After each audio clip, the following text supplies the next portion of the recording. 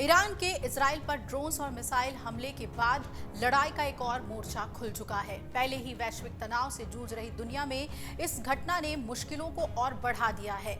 यही वजह है कि दुनिया भर से ईरान के हमले को लेकर प्रतिक्रियाएं सामने आ रही हैं।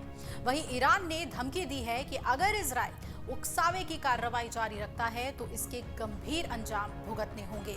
ईरान के हमले के बाद संयुक्त राष्ट्र सुरक्षा परिषद की आज एक आपात बैठक बुलाई गई। इस्राएल ने इसकी मांग की थी और इस्राएल ने साथ ही सुरक्षा परिषद से ये भी मांग की है कि परिषद ईरान के हमले की कड़ी निंदा करे और ईरान की सेना रेवोल्यूशनरी गार्ड को एक आतंकी संगठन घोषित करे।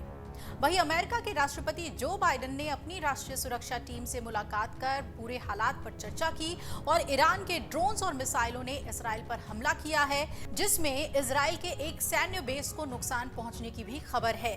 अमेरिका की नौसेना ने कई ड्रोन्स को तबाह किया है, वहीं इस्राएल के आयरन डोम ने मिसाइलों को इंटरसेप्ट किया है। अब आइए आपको बताते हैं कि इस हमले के बाद किसने क्या प्रतिक्रिया दी है। तो सबसे पहले इजराइल के प्रधानमंत्री बेंजामिन नेतन्याहू की बात करते हैं। इजराइल के पीएम ने कहा कि उनका देश किसी भी हमले का जवाब देने के लिए तैयार है।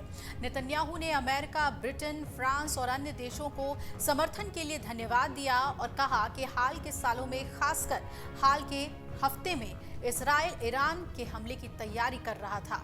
हमारा डिफेंसिव सिस्टम पूरी तरीके से तैनात है और हम किसी भी हालात से निपटने के लिए तैयार हैं। इजराइल मजबूत है, सेना मजबूत है और जनता भी मजबूत है। अब बात कर लेते हैं ईरान की, जिसने आज सुबह सुबह तड़के हमला बोल दिया। संयुक्त राष्ट्र में ईरान के राजनयिक ने इस्राएल पर हमले का बचाव किया है, साथ ही धमकी देते हुए कहा है कि अगर इस्राएल ने उकसावे वाली कार्रवाई की तो इसके गंभीर अंजाम उसे भुगतने होंगे। ईरान के राजनयिक ने अमेरिका को इस विवाद से दूर रहने की सलाह दी है। ईरान के राजनयिक ने कहा कि ईरान की सेना ने इस्राएल द्वारा दमिश्क में दूतावास पर हमले के बाद ही कार्रवाई की है। अगर इस्राएल एक और गलती करता तो इसके और गंभीर परिणाम होंगे। ये ईरान और इस्राएल के बीच की लड़ाई है, अमेरिका इसमें हस्तक्षेप ना करे। ईरान की तरफ से इस्राएल पर ड्रोन और मिसाइलें दागे जाने की घटना पर भारत की तरफ से भी बयान जारी किया गया। विदेश मंत्रालय ने बयान जारी कर कहा कि हम इस्राएल और ईरान के बीच दुश्मनी बढ़ने को लेकर गंभीर तौर पर चिंतित हैं। इससे क्षेत्र में शांति और सुरक्षा का खतरा तो पैदा हो रहा है। हम इस संघर्ष से पीछे हटने और दोनों देशों से अपने कदमों को रोकने के साथ बातचीत करने की अपील करते हैं।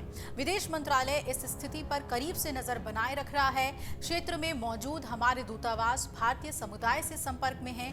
ये जरूरी है कि क्षेत्र में सुरक्षा और स्थायित्व बना रहे। वहीं अमेरिकी राष्ट्रपति जो बाइडेन ने क्या प्रतिक्रिया दी, आइए वो भी जानते हैं। अमेरिकी राष्ट्रपति जो बाइडेन ने इस्राएल को समर्थन का ऐलान किया और कहा कि मैंने अपनी राष्ट्रीय सुरक्षा टीम से मुलाकात कर ईरान के इस्राएल पर हमले को लेकर जानकारी ली है। हम ईरान के हमले के जवाब में इस्राएल की सुरक्षा के लिए समर्पित हैं। दूसरी तरफ यूरोपीय देशों की बात करें तो यूरोपीय देशों के नेताओं ने ईरान के हमले की निंदा की है।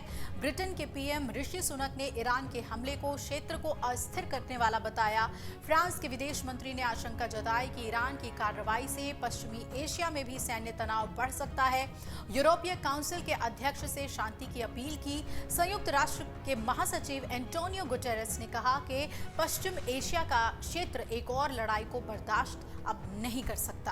अगर आप ये वीडियो YouTube पर देख रहे हैं तो हमारे चैनल को सब्सक्राइब करें और बेल आइकन को दबाना ना भूलें। अगर आप Facebook पर ये वीडियो देख रहे हैं तो हमारे पेज को लाइक करें।